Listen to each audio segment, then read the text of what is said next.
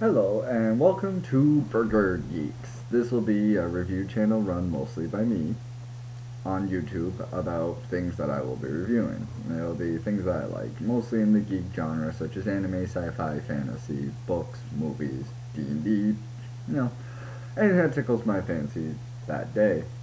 And I'm very sorry, but these videos aren't going to be very professional because I'm not a professional. I'm not a video game critic, I'm not a movie critic, I'm not a programmer, I've never even done a video log before, so please bear with me and hopefully these will get better as they go because I will be trying to learn editing and other such things, and hopefully maybe the format will change and it'll be a better show.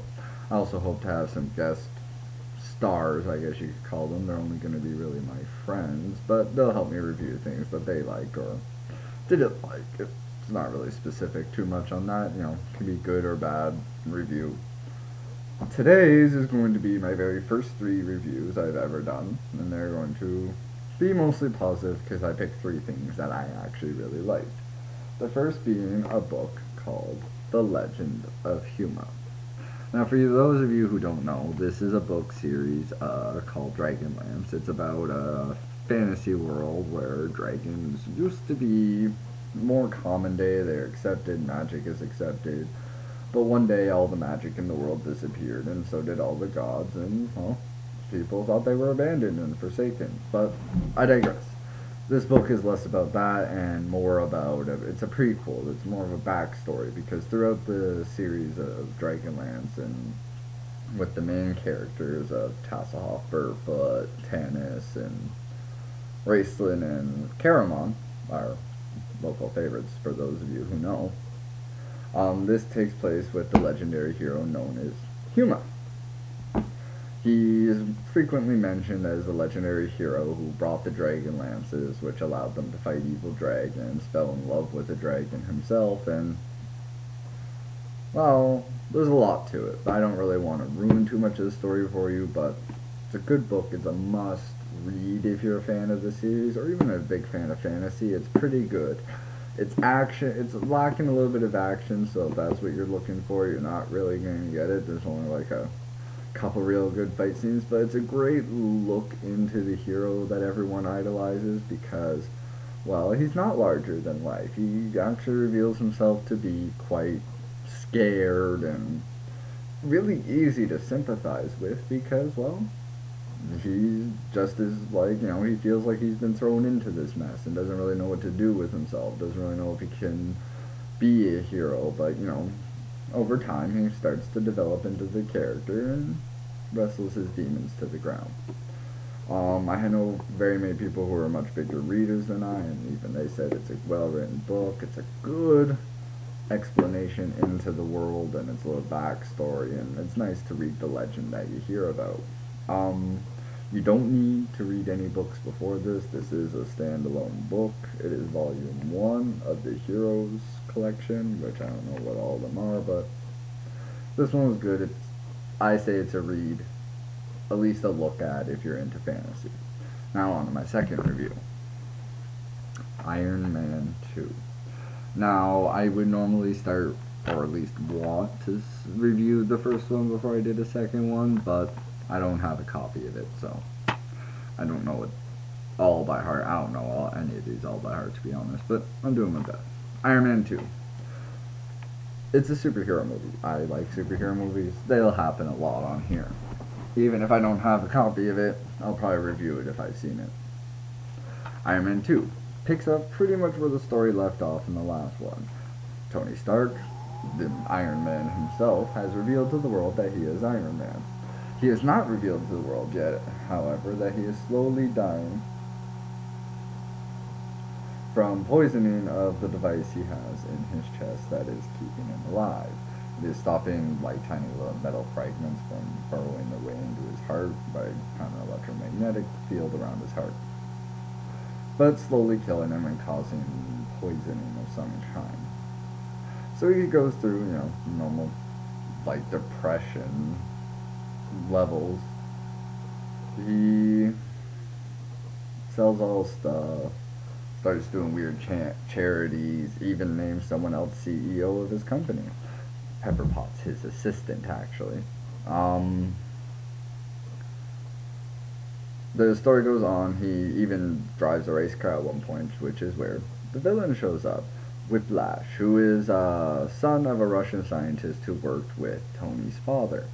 He has built these, like, electro-whip things. I don't know, they can tear apart concrete in cars like they're butter, so they're impressive, like, thumbs up for just random guy in his basement shit to make. He attacks Tony. Tony unveils the suitcase suit. Like, you know, you put your hands in the suitcase and it builds around him, and now it's like a portable Ironman suit. So he doesn't have to be at home and with all those pneumatic arms like he did in the first one. It's a great throwback to the comics for those of you who are comic fans like me and the original cartoon series. It's nice to see the briefcase suit make a comeback. It's a short fight, but he puts them down. Anyways, he goes on. His rival, Justin Hammer, gets the Whiplash guy, like fakes the Whiplash guy's death, gets him out of jail, and wants him to come build weapons for him because, you know, he can build weapons comparable to Tony Stark. That's something to take notice of. Alright, the movie goes on. I'm not going to give you much more because it's a little bit too much spoilers, and, you know, I forgot once again to put spoiler alerts at the beginning of the video. But luckily it's my first video, so hopefully people won't be too mad. Alright, my third review. Oh, well, I should actually probably break that one down. The action is a lot more of it than Iron Man 1. The action is good, but sometimes it's kind of hard to follow. Like, you don't really fully know what's going on, and camera work gets kind of fuzzy in some spots. But overall, great movie. If you're a fan of superheroes or even Iron Man himself, a must watch because it's one of the few times I've actually watched a sequel to a movie and, well, I liked it better than I liked the first one. Who knew? It happens. Alright, last review. Finally. And my, well, unfortunately last review is my very first video, which is like the unofficial first birthday of this channel even, because well, first video I've ever made. Let's hope I make more. Anyways, my last video is Stargate, the Arc of Truth. Now, for those of you who are not fully up to date on Stargate, it is a sci-fi show about a portal or a stargate, a big stone ring that connects two other giant stone rings in the form of wormholes, so you can travel to planets in, well, a blink of an eye and a step through a gate. As simple as that.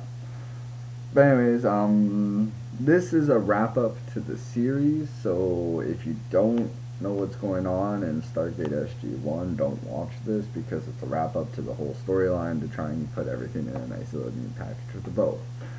It's not really worthy of being a movie in my opinion, and I don't really think it was even classified as a movie. I think this was like a TV special, but, you know, sold it as a movie, made money.